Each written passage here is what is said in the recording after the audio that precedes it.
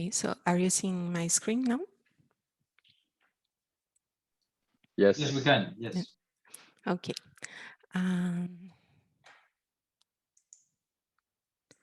So this is the presentation we did at ONDM 2001. And in that paper, we reported the experience of deploying Polka in the RARE testbed. At that time, the Polka source routing was not integrated in FreeRtr. So we were using the RARE testbed and the P4 lab as, how could I say, regular users. We just deployed our P4 code without integration with FreeRtr, and most of the control plane aspects were done using manual configuration scripts. So at that time, we didn't have the integration with FreeRtr yet. And this was the result of the collaboration with Frederick, Jod, Frank, Marco, and Elwin. We have bi-weekly meetings where we discussed how to integrate Polka into RARE. And in the last weeks, we had really great development as we have the support of Xaba and Frederick to integrate this whole idea into the FreeRtr and then to into the P4 lab. So I would like, first of all, to thank you very much for all the effort and all the great support you have provided to this idea. And we are really happy to see this original and initial idea now integrated, really integrated into FreeRtr and the P4 lab. So these slides were presented at ONDM, but at the end we can talk a bit more about this integration experience. So I will give first of all the motivation and describe the problem we were trying to tackle, and then how Polka works. I think some of you already know this, but as Frederick said, the objective is to record this presentation so other users can also use this experience as a kind of reference for new integrations. So our initial motivation is that with SDN and programmable network devices, there is room for innovation and development of custom protocols. And one challenge that we wanted to tackle was how does the traffic engineering can select paths and load balance between them to adapt to highly variable traffic patterns. And the common solution to that problem is to encode multiple paths in the core nodes in the form of forwarding table entries, and then allow an edge to select among these entries.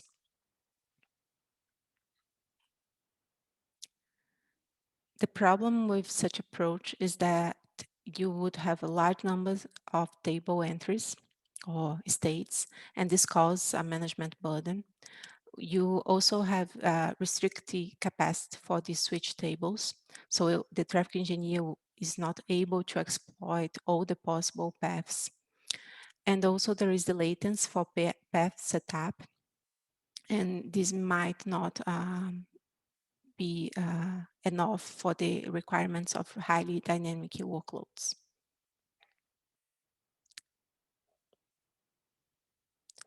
A solution for such problem can be the use of source routing, where a source will specify all the forwarding nodes in the path.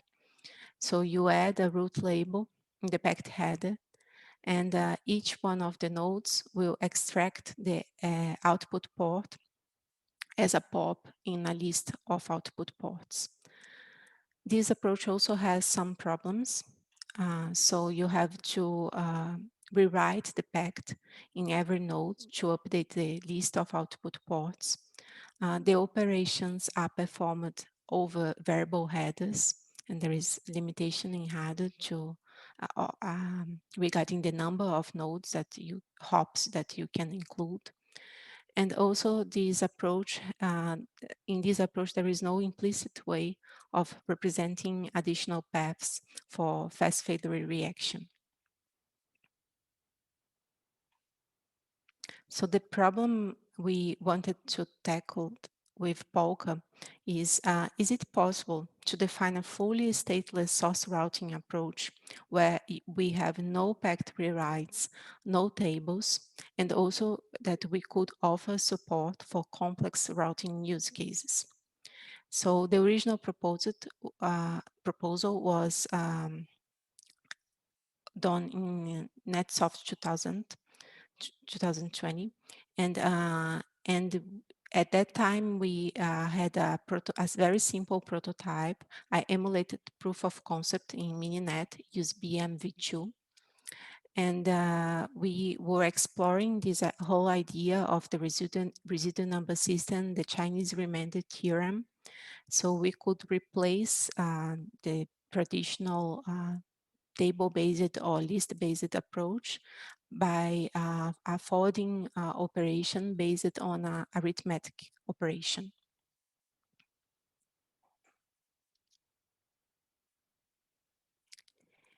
In that paper in ONDM, we wanted to push Polka one step ahead to give some insights of how to apply Polka in a real world environment with commercial programmable switches. So we implemented Polka using the P4 language in the high performance Tofino switches. We also, in that paper, we discussed the potential applications and deployment guidelines to deploy Polka. The deployment was done in the Gian P4 lab, as I described in the in the beginning of the presentation. And this paper was the first hardware-based comparison of Polka with traditional approaches.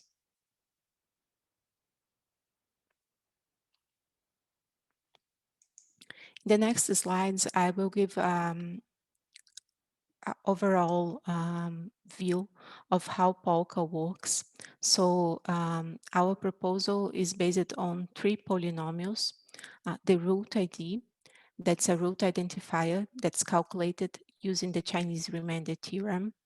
The node ID that identifies each core node. In this paper, we use irreducible polynomials, but they could be only co-prime polynomials, pairwise co-prime. And the port ID, that it's the label that identifies the ports of each one of the core nodes.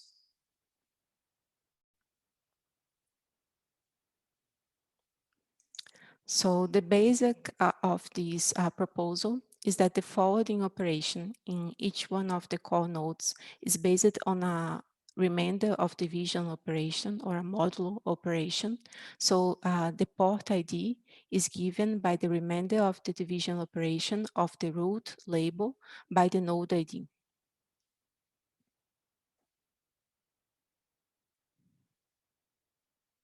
So we consider a fabric networks where the hosts are connected to the edge switches and the edge are connected to a fabric of core switches. In a network configuration phase before the actual forwarding, the controller assigns reducible polynomials, the node IDs, to the core switches, and also represent the port label as binary polynomials, the port IDs. So it's what we can see here. All the nodes and ports are labeled by the control plane.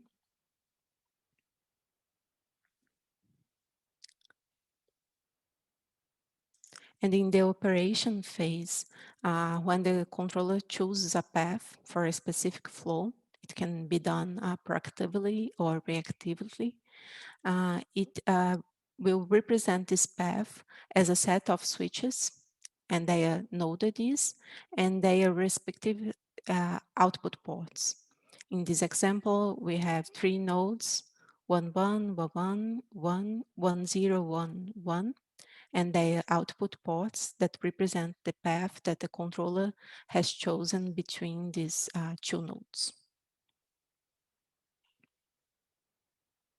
Once the controller chooses the path, it can use the Chinese remainder theorem to compute the root ID that represents that path. So these are the node ID and port ID polynomials in their polynomial form and in their binary form. And for this example, the calculated root ID using the Chinese remainder theorem is 10000, or this polynomial. And with this root ID, we can have the forwarding operation, and we can check that the root ID divided by each one of the node IDs give the correct port ID for each one of the nodes.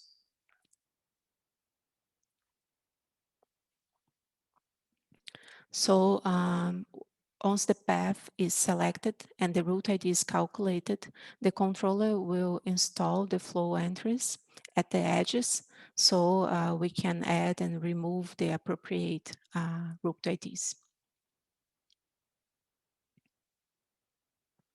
When a packet arrives, an action in the ingress node will embed this root ID into the packets.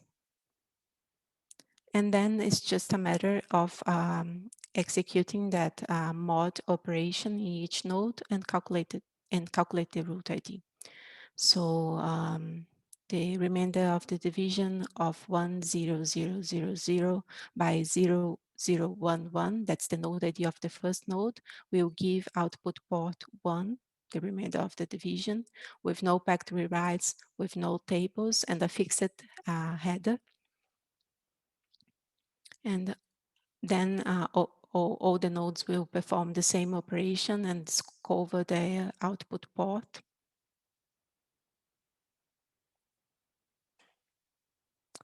In the last node, finally, there is an action here in the edge node that will remove the node ID, the root ID, sorry. And the packet will be delivered to the application in a transparent manner.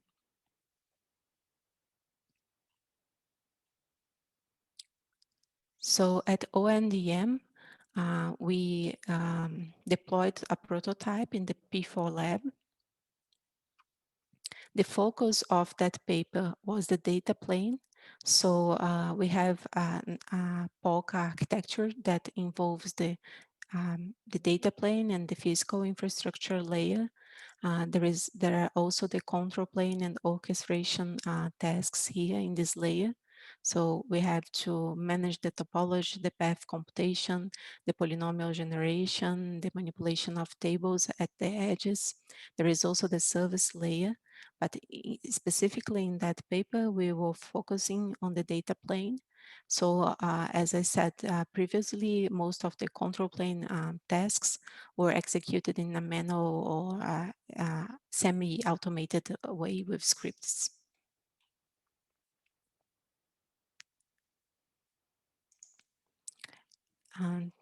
Regarding the data plane, the P4 language does not natively support the modulo operation. So our proposal was that we could reuse the CSC hardware, and we developed a technique to reuse the CSC operation. We just add some shifts and XOR operations, and we could accomplish that in the P4 language. In the P4 language, the use of the hash CSC is done via externs. And in this specific prototype, we're using TNA, the Tofino native architecture, that also supports these custom CSC operations where we could configure the generator polynomials of the CSC.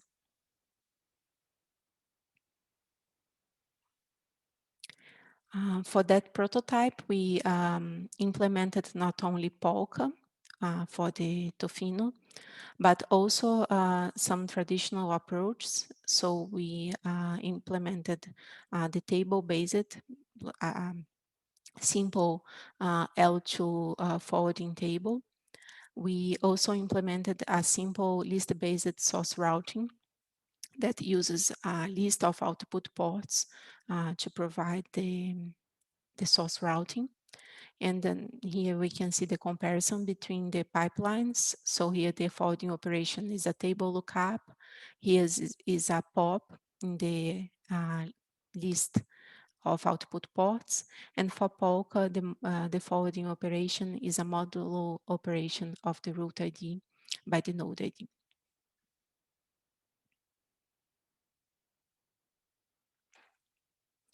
So we deployed this prototype in the P4 lab with the help of Frederic and Jod. And we used the 4 main nodes of the lab, so Amsterdam, Poznan, Frankfurt, and Budapest. We in that way we could explore the short and the longest path for our experiments. For executing these tests, we calculated in a network configuration phase all the keys, so the node IDs, the port IDs, the root IDs for the long and for the shortest path. And we also computed the necessary configurations for the list-based and table-based approaches. So the preliminary results, our goal was to show that Polka, first of all, that the Polka can be deployed in a high performance switch as Tofino. And also that with these preliminary results, we wanted to show that when we deploy Polka in Tofino, the performance is similar to other traditional approaches. So in the first experiment, we generated traffic using PactGen PDK and replay some PCAP files to generate the traffic. We used in this graph the longest path, and we could show that the performance was very similar to other traditional approaches, and we could reach a high throughput of 10 gig and high PPS rates. In the second test, we were interested in exploring the forwarding latency, also in comparison with traditional approaches. So we used hardware timestamps of Tofino to show how what's the latency to forward a packet in using these 3 deployments of Polka and the traditional approaches.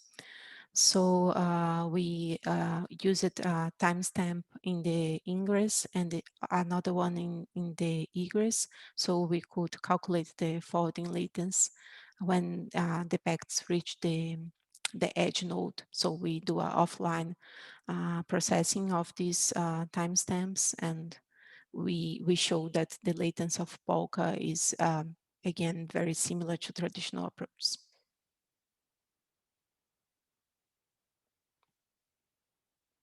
So the conclusions of this short paper was that it was feasible to deploy Polka in high-performance programmable network equipment by reusing the CSE hardware. We have shown that Polka matches the preliminary in the preliminary results that Polka matches the performance of traditional approaches. It's able to provide a fully stateless core, and we match the performance of traditional approaches, but what we discuss in that paper is that we can enable a new range of complex network applications by exploring this polynomial representation of Polka forwarding. This proposal was also one of the recipients of the 2021 Google Research Scholar Award. That we were very happy with this award.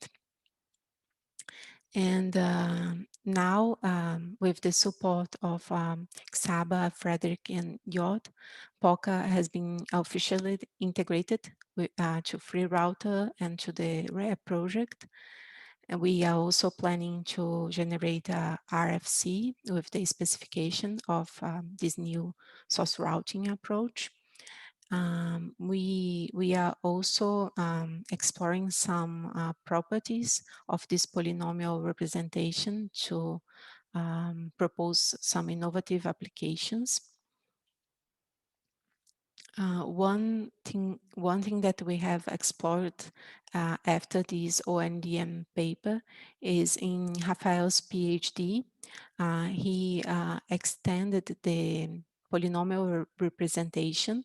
So with a small modification in this representation, if we change the port ID coefficients to represent the transmitting state of each one of the ports of a node, instead of port labels, we have been able to explore multipath routing in contrast to the original single path routing. So we have some nice new results on this application of Polka to do multipath, to represent multipath trees, and how we can change a bit the representation to achieve this new kind of application.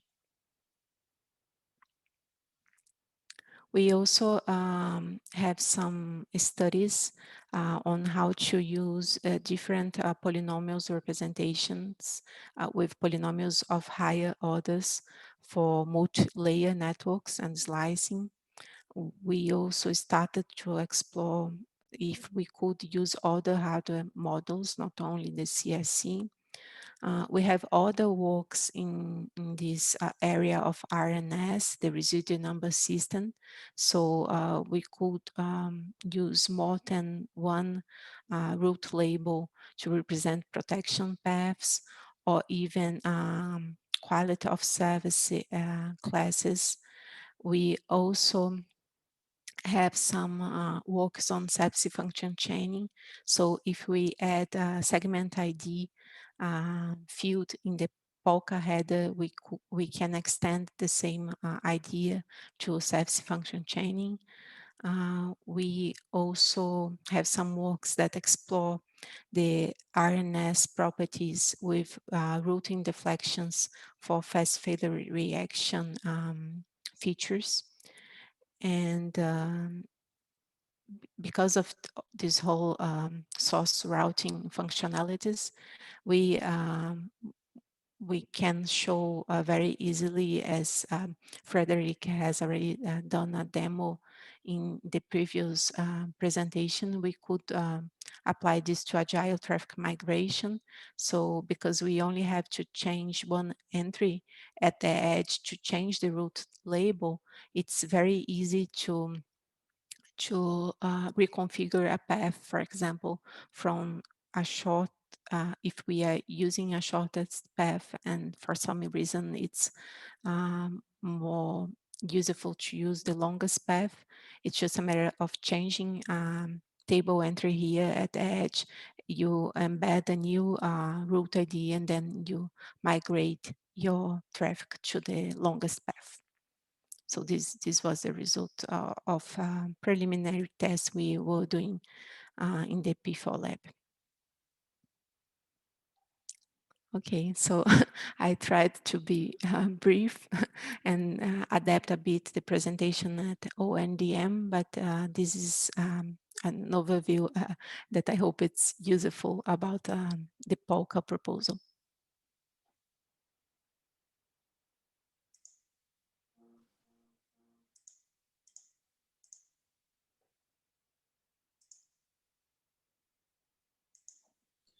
Thank you, Cristina. That was great. Now I guess Saba is going to do us a demo, maybe. Okay, why not? So as Frederick mentioned, we have deployed the Polka P4 code to the testbed, and this is what I am willing to show you.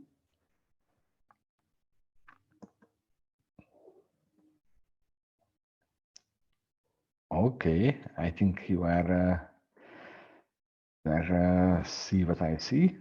Yes, we can. So first of all, I am accessing the testbed.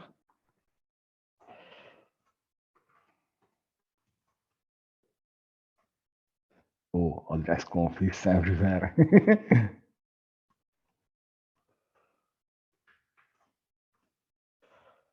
Okay, so we have Amsterdam, we have Frankfurt.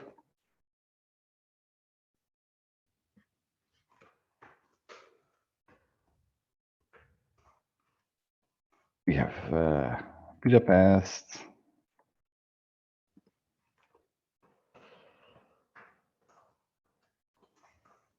And we have Poznan. Yes. We have some traffic here. It is SDN 3.101, where we are ingressing some traffic here. It is going out to SDN 1 at the moment. Here, I think it is the egress point from Frankfurt. We are receiving at SDN1 and we are sending it to SDN 3.101.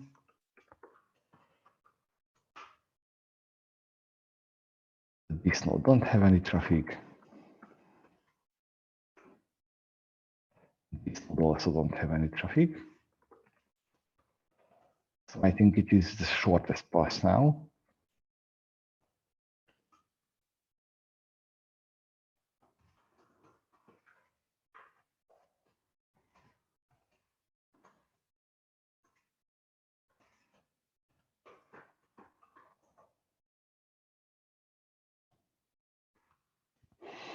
Okay, so I think it is time to push some traffic.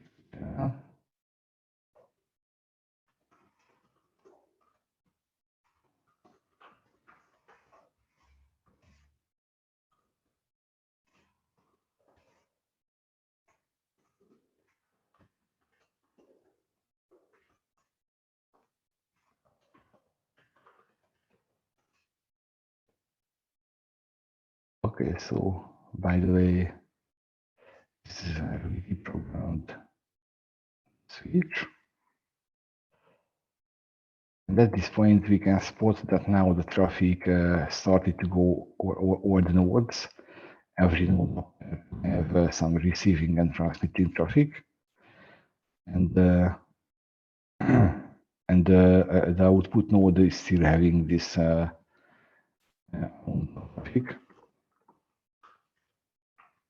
Let's see if it spotted anything. Okay, it's 101. Okay, so when I reprogrammed the switches, basically the traffic rate didn't change at all, so we cannot spot the difference here.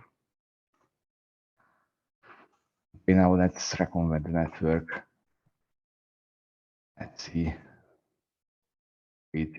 So I shut down the tunnel, so basically it sent out the new routes. And at this point, we are regressing again to SDN1. Okay, so the traffic here is about still the same amount, but these guys lost the traffic, so it is the shortest path again. Now,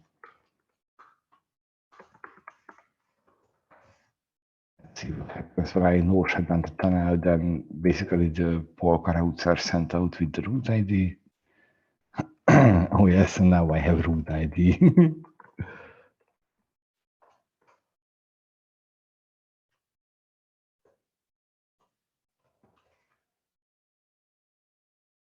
Okay, so this is the route ID that I sent out in the messages, hopefully. Okay, it ends with 29, okay. So it is decoded, and here is the polynomial and the CRC version of the coding for the given node ID. That's it. So again, the interface traffic now it's an SDN2 again, and these guys got traffic. So it again goes through all the switches. And basically, this is all what I wanted to.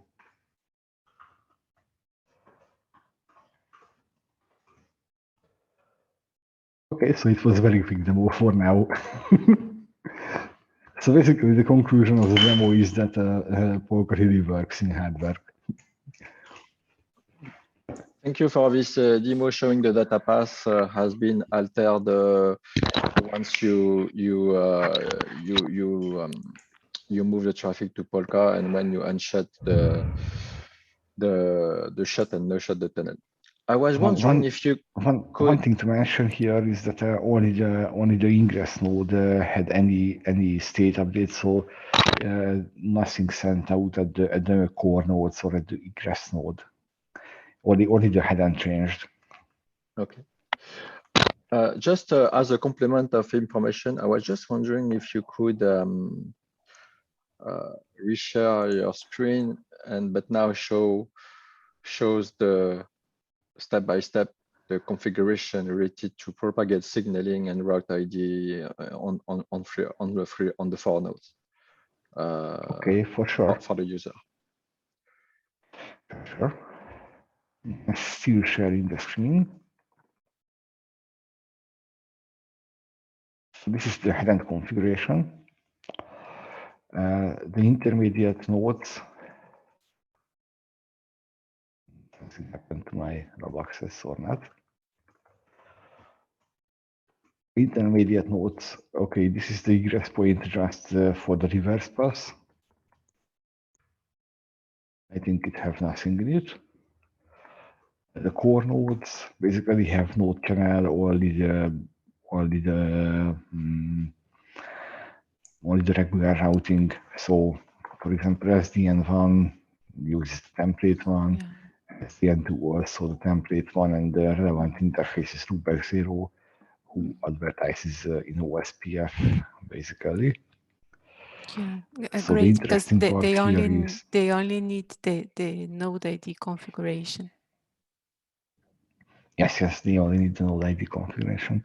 So in the template, we have some stuff for peer forwarding, which is not interesting here, but we enabled Polka, starting with 60 bits polynomial, and we generate 100 polynomials here.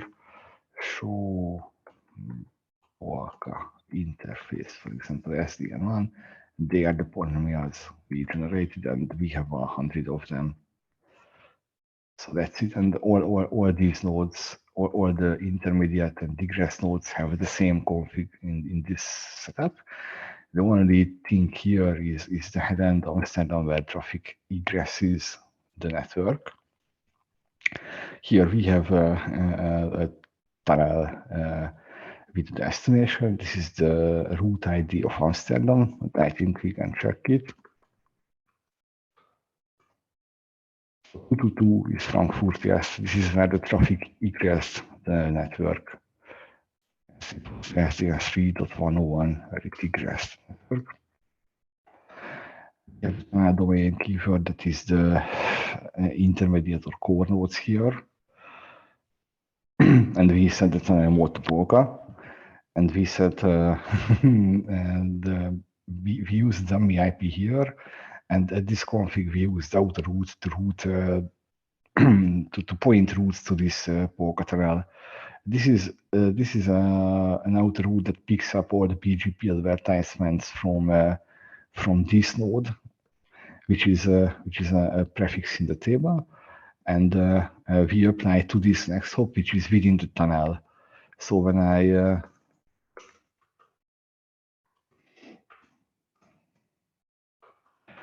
when I change the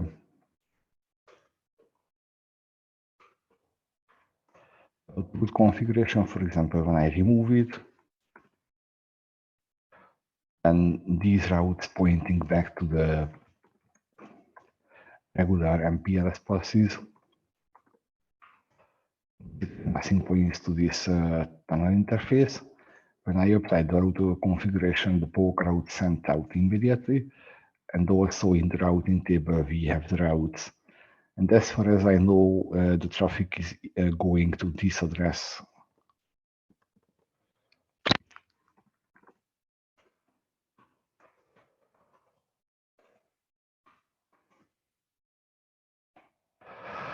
Okay. Frederick, any other questions? No, that's great.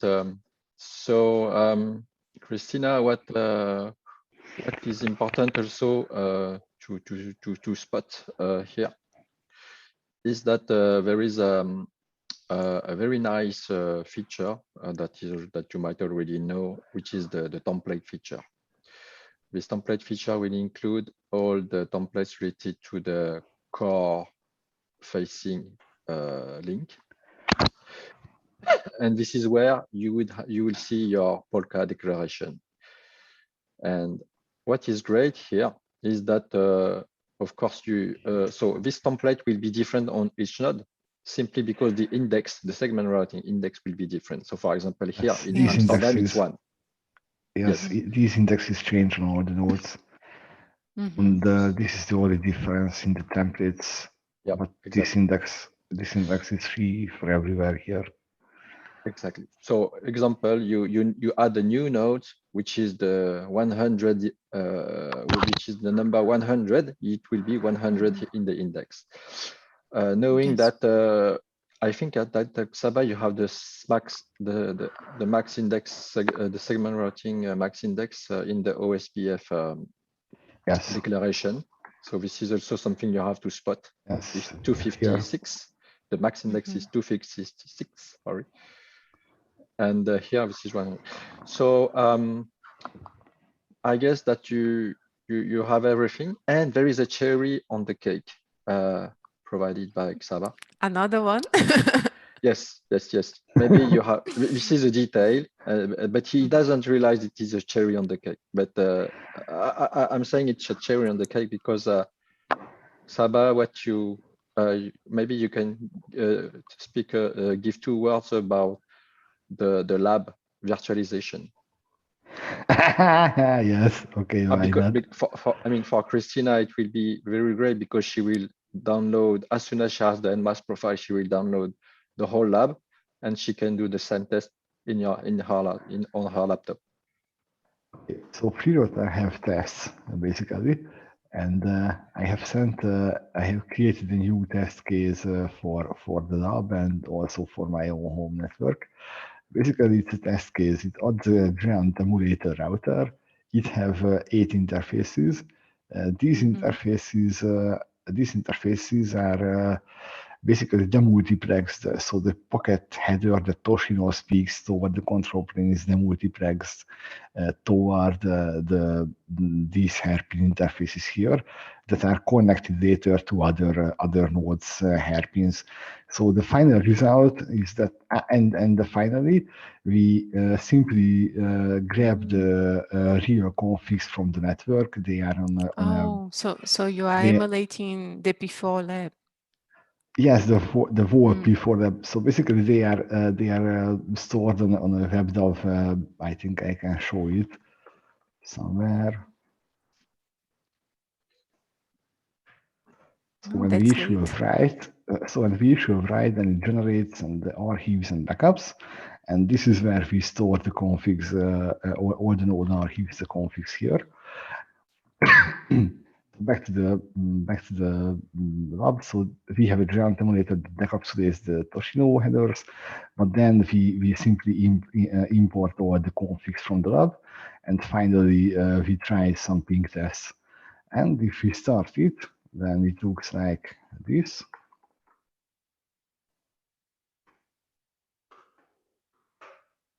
So first of all, it grabs the config archive, unpacks it, then starts the only one test case. Oh, I think I should have added wait, just to have some time to experiment on it.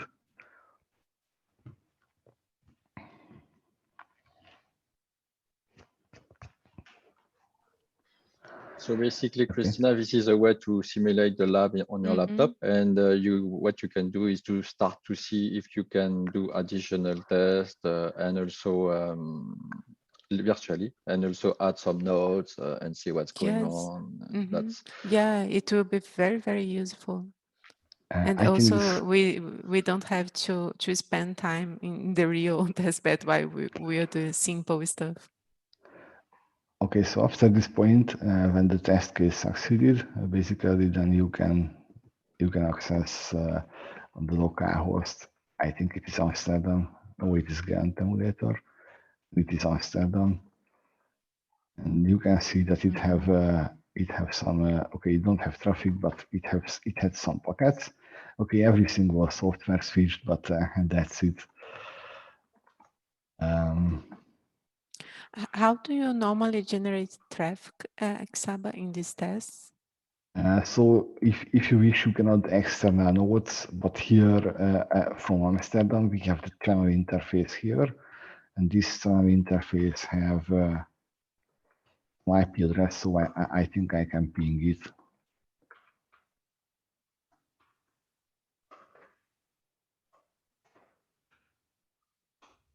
So now I am sending some traffic, and I think it is visible on the other nodes, hopefully.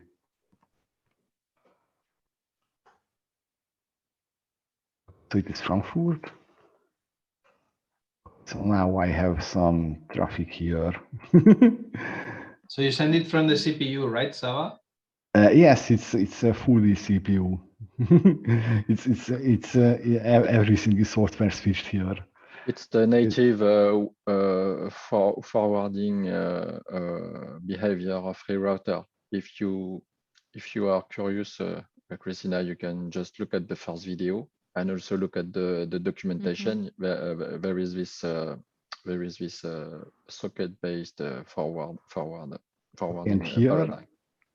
And here, the thing is that it is Poznan at the moment, which is on the longest path, and I am pinging to the tunnel, and we can see that the SL indexes are increasing. So basically, Polka is in action on this traffic, and when I stop this ping, then it also stops. Nice. Very and good. and it's a virtual thing. So basically, uptime is only 2, and the sequence number is very small, so it's only below 60 or something. Where compared on the real lab, where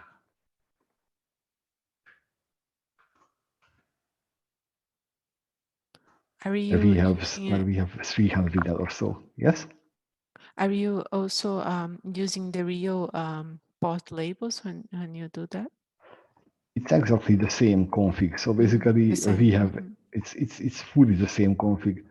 When it started, it simply downloaded the configure. He extracted the files and imported all the configs to the tests. So these routers have the 100% same configuration as the real routers. Let's see some tests. Show. Okay, it have almost 1,000 lines in Amsterdam on virtual, and here is basically I think I changed something, but it have less lines. I guess I know the reason, because the tester did its own VRF, and this is why it have more lines. Okay, and when you showed the nodes, there were the 4 nodes and some others also. What's exactly the topology there? I see. Because So I could see Amsterdam, Frankfurt, Poznan, Budapest, and something else.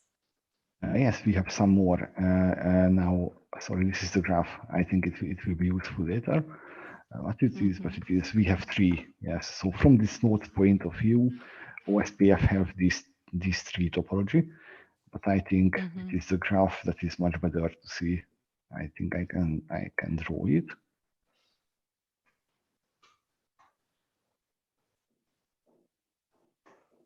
Okay, so this is the current lab topology. think I should have removed. I think I should have removed. No. So Net. you are showing Yes. the DTN nodes also? Yes, at the moment I showed, but I removed from the topology now because it just makes our life a bit harder. No. Okay, I think I have generated. So this is the current lab topology. Amsterdam, Frankfurt, Budapest, Oh, Poznan, and TCD is some. already there also. Yes, we have TCD and Paris. Yes, and right now you don't see it, but in parallel, I'm working on integrating Rio soon. Rio, which is called will be called São Paulo now. I think that we have Marcos on the line, so it takes some time. So soon Yes. we will have Latin America. But what I'm when mentioning this virtual I would say feature, it's simply because of course you won't have access to the P4 lab and so on. But if you need to create a centralized server using PCEP, what you can do is to model it into big VMs, add the extend the topology, or simply follow the same topology that we have on the lab, and then you work on the on your controller, and then when you are ready, we can push the controller in a real server on the lab, and it will behave as you expect. So you won't be blocked, and that is a magic, I would say. That's why I was talking about cherry on the cake from Saba. That's really great, I think. It's more than a cherry. It's very good. Thank you very much. So Saba, I would like to thank you for all of this test, and that was great. We are seeing also, I would like also to thank you, Christina, for this very, I would say, innovative and fun idea related to this Polka forwarding paradigm. We are looking forward the multipass result also, because if we can map point to multi-point LSPs, it means that at some point we can provide something that looks like multicast. So that would be fun also to do that. But step by step, what I propose is to continue on working on the document. I already started a draft, but I need to carefully prepare the outline for the RFC. I will send it to you to the list as soon as possible. But yeah, all in all, this is great, and looking forward to have your feedback.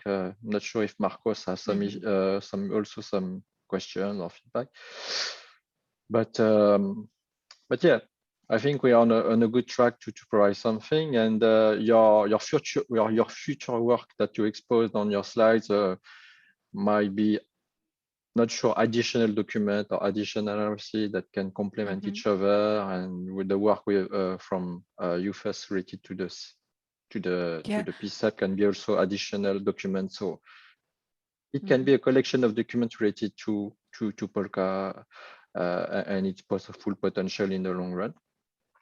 And we are committed to. I think it would be nice to have a presentation from Rafael about the multipath also.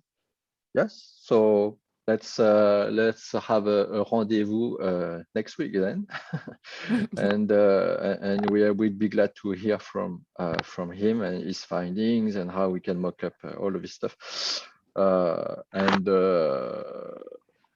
But all in all, we don't want you to be blocked, so that's why feel free to start and play with this virtual environment, which is I think it's really great. BGP also, LS and PSEP is also a huge work, I would say. Maybe not super huge, but it's a long work. So feel free also to we started some study already, at least from my part. I also try to see how we can extract the topology from there when we don't have a FreeRtr in place. BGPLS can be of help also. So Jordi, anyone from the VC had any question? I think that, sorry, but I think that Marcos was raising his hand, but I'm not sure. And now I see the hand disappear. I won't be able to talk too much. I'm still commuting. But it was a great presentation. I'll be able to help further, Eric. So let's talk another time. Okay, no problem. Anyway, I think that Christina, you have to run because of a strict meeting in 5 minutes, a strict schedule. So again, thank you. Jordi, I would let you conclude. No, I just wanted to clap my hands for Saba, so that was great. Nothing else to add. Yeah, thank you, Saba. Kudos to, of course, to him. He was very passionate with this subject. So thanks to him again and for this really great piece of work. When Christina, you will discover more and more FreeRtr, you will just realize that it's a really extensive, huge set of toolbox. You cannot imagine the features you can find that are buried into the code without no explicit documentation. But this is a real box of wonder. So I hope you will enjoy and have fun with this. And also all of you, I mean, if you decide to go to dive into this FreeRtr rabbit hole, I guess that Jordi already tried to be in the to dive into the pool, and he also have some fun or unfortunate fun, I would say. I just discovered today that we have templates. and Really? I'm working with FreeRtr for more than a year. Yeah. So just so you know, just in case you have the time, and maybe I'm not sure, but there will be a presentation at the MBONE working group tomorrow at the multicast session at the ITF 112. We'll be there to present our work related to automatic multicast channeling relay function that we have deployed simply last Monday. We are trying to get an IP. So what does it mean? It means that you can listen Xaba's music as soon as you have we have this IMT relay in place. So it's a matter of days, maybe tomorrow. I'm not sure, but we'll keep you posted. Okay, so thank you very much, Xaba, Frederick, Jod. It's really wonderful to have access to this platform and this kind of interesting tools. So we have been studying. We still have a lot to learn, but I think it will offer us a very nice set of features and possibilities. So thank you very much. Okay, so I guess that we can talk to each other next week. With we can count on Raphael if he's available. If not, we can postpone and reschedule the time. Yeah, but just let us know. The only problem is that Raphael has classes in this time slot, so I have to check with him, and if possible, if we could reschedule. Maybe? I will ask him, but probably I'm not sure. But I think it would have to be another day or later. But I will ask him and give feedback. Okay, we can reschedule it if needed. Mm-hmm. No problem. So shall we finish, Frederick? Yes, I think it's we can close the session. It was 1 hour. For once, we can stick to the hour. Cristina, We Xavier, sorry, you should receive an email from Redidis with the 2 video files from the 2 last weeks. Thank you very much. Because I'm creating the, let's say, the YouTube version, and I want to put some figures from Sava's home network and so it will Great. take me some more time. So you have it there already, let's say, raw. Okay. So you can look at it. Thank you very much, because sometimes it's too much information, and if we have the video to rewatch, it's always useful. Thank you, Jordi. Thank you very much. You're welcome. So talk to you next week then. Bye bye. Bye. Bye.